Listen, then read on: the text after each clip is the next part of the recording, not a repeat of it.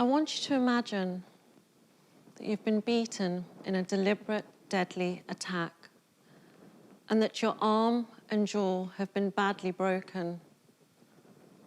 And as a feeble young woman, you're paralyzed with the pain and you collapse, only to be savagely stamped upon by two grown men, breaking the bones in your hip.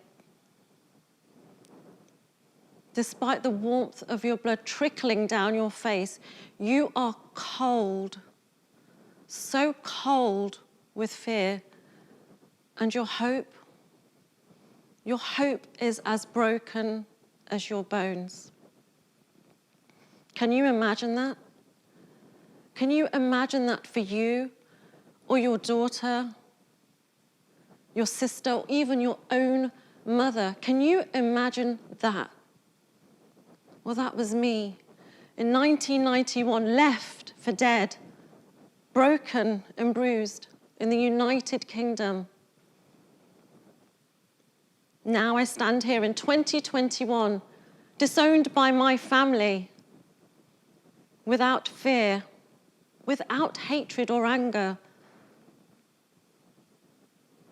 healed, and very determined to make a change. I am Nina Aouilk.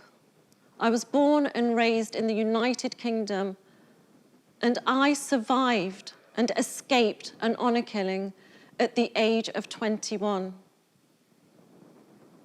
At 17, I had had an arranged marriage. I suffered from mental abuse, physical abuse, and sexual abuse. And at the age of 21, I escaped back to my parents, only to be met with furious fists as I had dishonored my father and family. I had left an arranged marriage and brought shame. Do you think I pressed charges? Would you? You see, in my culture, we're born to honor and respect our parents. We're not allowed to speak out. It is a taboo. And as women and girls, we live in fear. Honor killings are rarely reported as the victims do not survive, but honor killings are happening all over the world. Do you know what an honor killing is? It is when a girl or a woman is killed, and it may be simply that she was born a girl, or that she brought shame upon her family. As within the community, respect is gained and maintained by doing things to do with honor. To retain honor, blood must be shed. Honor killings happen every day of every year, and every month there is an honor killing happening.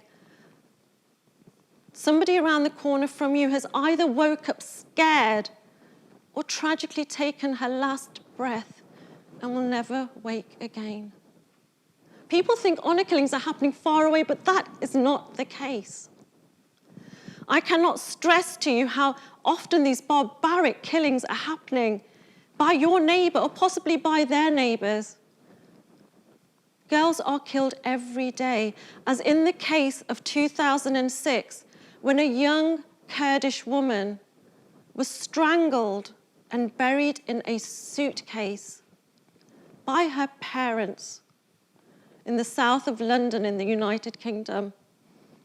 As in the case of 2000, when an Egyptian man went on the run for 12 years after he shot both of his teenage daughters in the back of the very taxi that he drove every day.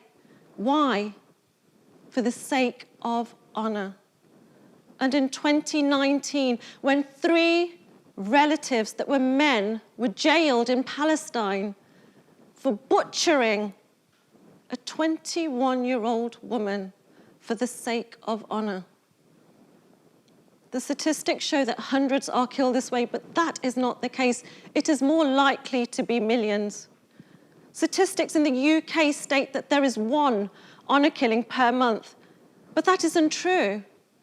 As Mr. Afzal of the Crown Prosecution has himself stated, I say they are untrue, as hundreds of girls are taken out of school and they do not return because they're taken abroad and killed. My father was jailed in 2015. He abducted his illegitimate daughter, who was 6 years old, and to save face, he fled to India without the mother's knowledge. That 6-year-old has never been seen again. If I was terrified at 21, I can only imagine how upset, scared, and confused a 6-year-old would be. And the police say that without a body, you cannot press charges for murder. Abduction is a short sentence, so now he is out of prison. I ask you, where is the honor in killing? The two words do not belong together. These cultural beliefs will be passed on from generation to generation unless we do something. I ask you that we pull together to talk to the new generation, to teach them about humanity, and to let them know that without baby girls, there is no future.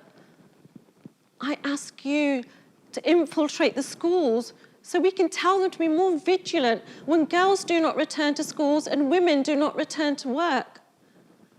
Let us work together to take the message to the United Nations, to ask them to put an end to this centuries-long honorable killing that is more of a devastating, deadly disease than the coronavirus pandemic.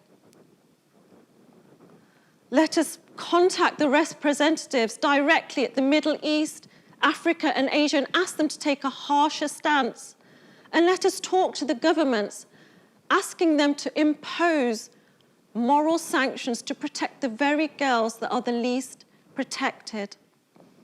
And let us, together, support the victims to give them strength to speak out, taking away that power from the very people that kill, threaten, and control in the communities.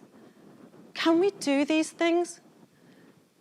Can we start to stop honor killings? Can you help to make a change? Ask yourself what you can do, but please, I plead, do not listen to my message and ignore it. Honor my story.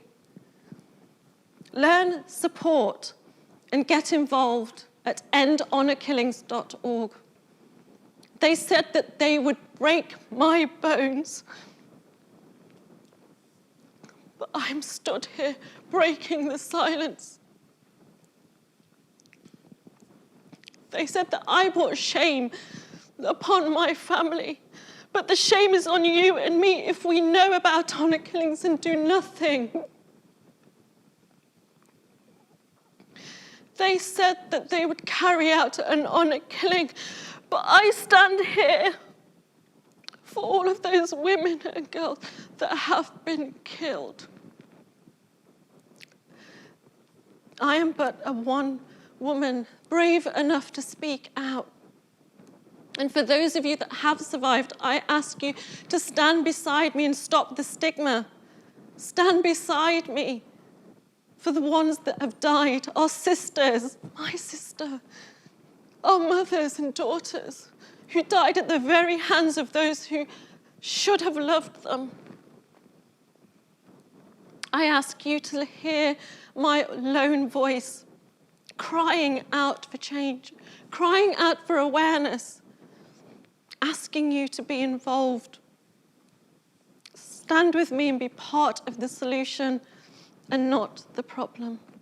Thank you.